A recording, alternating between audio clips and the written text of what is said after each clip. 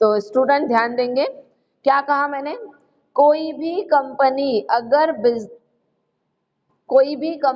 अगर कोई स्ट्रैटेजी बनाती है तो स्ट्रैटेजी बनाने से पहले एक एनालिसिस करती है और उस एनालिसिस को कहते हैं स्वॉट एनालिसिस।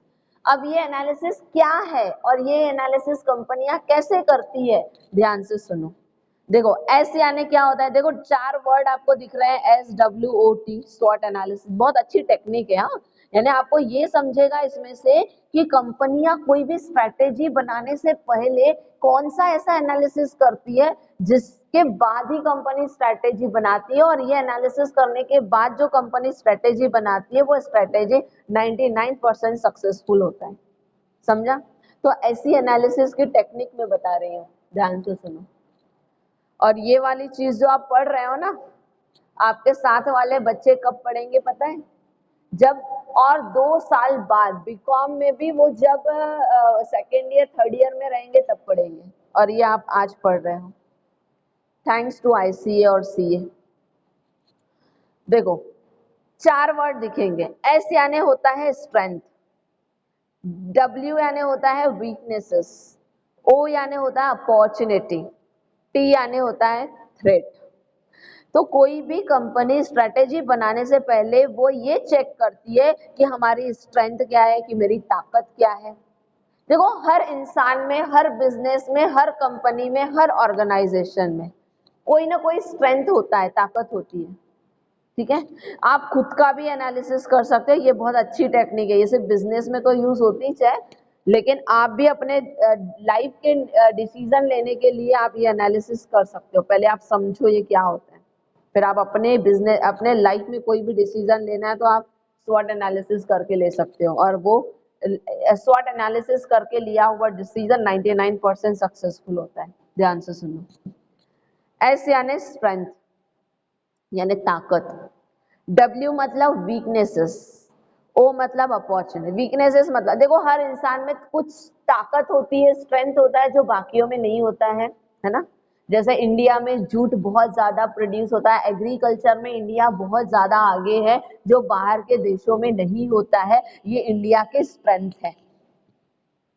वीकनेस कमजोरी भी होती है, इंडिया की कमजोरी है कि इतनी बड़ी पॉपुलेशन, इंडिया में कमजोरी है कि ऑयल और क्रूड ऑयल और पेट्रोल डीजल ये इंडिया में नहीं है, बहुत कम है, ये वीकनेसेस है ना।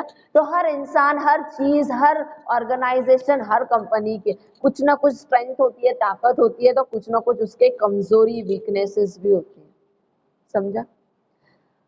और कुछ अपॉर्चुनिटीज भी मिलती है कि हमें क्या कर सकते हैं, हमारी स्ट्रेंथ और वीकनेसेस को ध्यान में रखकर हमें बाहर से अपॉर्चुनिटीज पता चलती है क्या है।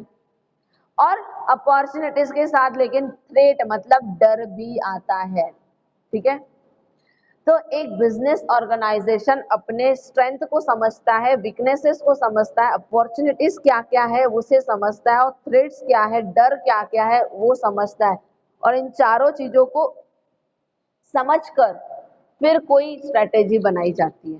फॉर एग्जाम्पल, एक कोई ऑर्गेनाइजेशन, एक कंपनी है, उसकी स्ट्रेंथ है कि फाइनेंशियली बहुत स्ट्रांग है, बहुत पैसा है, उसके पास स्किल्ड लेबर है, काम करने वाले जो लोग हैं वो बहुत ज्यादा स्किल्ड है, गुडविल अच्छा है, R&D रिसर्च एंड डेवलपमेंट में बहुत ही जोरदार कंपनी है, ये उसकी स्ट्रेंथ है। वही दूसरी और उसके वीकनेसेस है, लैक ऑफ टेक्नोलॉजी, उसे टेक्नोलॉजी की कमी है उस कंपनी में, क्योंकि आजकल बहुत लेटेस्ट हाईएस्ट टेक्नोलॉजी आ चुकी है, वो नहीं है, तो ये कमजोरी है। सिंगल प्रोडक्ट लाइन, ये समझ लो वो कंपनी सिर्फ एक ही प्रोडक्ट बना रही है, कार है तो कार ही बना रही है, ठीक है, तो बाकी भी चीजें बनानी चाहिए, लेकिन उसके पास सिंगल प्रोडक्ट लाइन है, सिर्फ एक ही चीज बनाती है, ये उसकी कमजोरी है। अपॉर्चुनिटी क्या है, न्यू प्रोडक्ट हम डेवलप कर सकते हैं, है ना। आप एक ही सिंगल प्रोडक्ट बना रहे हो, आप एक और नए उससे रिलेटेड प्रोडक्ट बना सकते हो। रुको एक एग्जांपल दूं बहुत अच्छा वाला, पतंजलि है ना, पहले सिर्फ क्या प्रोडक्ट लाई थी, लिमिटेड प्रोडक्ट, और आज पैर के नाखून से लेकर तो सर के बाल तक सारी चीजें पतंजलि बेच रहे हैं, धीरे धीरे बढ़ाया ना, है ना। तो अपॉर्चुनिटी है कि आप नया प्रोडक्ट डेवलप कर सकते हो क्योंकि आपके पास फाइनेंशियली स्ट्रांग हो, ये आपकी स्ट्रेंथ है। आपके पास लेबर भी है, R&D में भी अच्छे हो, गुडविल भी अच्छा है, ठीक है। लेकिन कमजोरी है कि एक ही प्रोडक्ट बना रहे हो, तो आप बनाओ ना दूसरा प्रोडक्ट, ये आपकी ताकत है ना, इससे आप बना सकते हो इसका यूज करके। तो स्ट्रेंथ को यूज करो, ठीक है। वीकनेसेस को मिनिमाइज करो, कम करो, अपॉर्चुनिटी को एक्सेप्ट करो, है ना, न्यू प्रोडक्ट बनाओ। हैवी डिमांड आपके लिए, आप अगर मार्केट में ऐसा प्रोडक्ट बनाते हैं तो डिमांड बहुत बढ़ेगी, ये आपको अपॉर्चुनिटी है, ठीक है। थ्रेट है कि आप ये तो करोगे लेकिन कॉम्पिटिटर्स आपसे आगे निकल सकता है, कॉम्पिटिटर आप जो कर रहे हो एक कदम आगे जा सकता है, तो आपका मार्केट डाउन हो सकता है, ये डर है, थ्रेट है। आपका मैनेजरियल स्किल कम हो सकता है क्योंकि हमारे कॉम्पिटिटर का स्किल ज्यादा हो सकता है, उसका फर्क पड़ सकता है आपके बिजनेस पर। आपका कस्टमर वो चीजों को प्रेफर कर सकता है, यानी कि थ्रेड, डर ये है।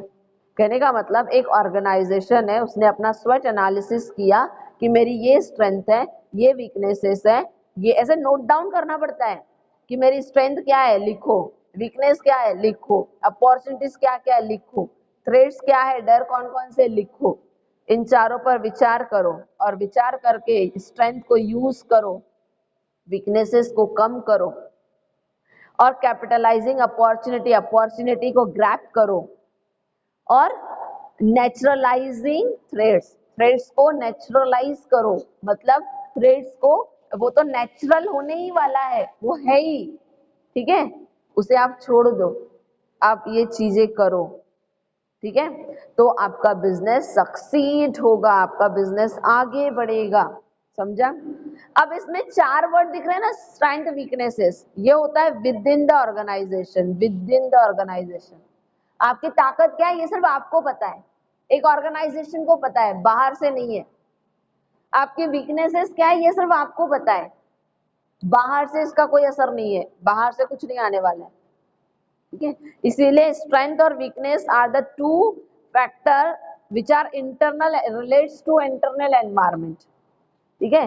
तो स्ट्रेंथ और वीकनेसेस जानना है तो आप बिजनेस के इंटरनल एनवायरमेंट से पता चलेगा, बाहर से नहीं, समझा। तो स्ट्रेंथ और वीकनेसेस इंटरनल एनवायरमेंट से पता चलेगा, विद इन ऑर्गेनाइजेशन, क्योंकि ऑर्गेनाइजेशन के अंदर से पता चलेगा। अपॉर्चुनिटी आपको एक्सटर्नल एनवायरमेंट से पता चलेगा, ऑर्गेनाइजेशन के बाहर से आपको पता चलेगा।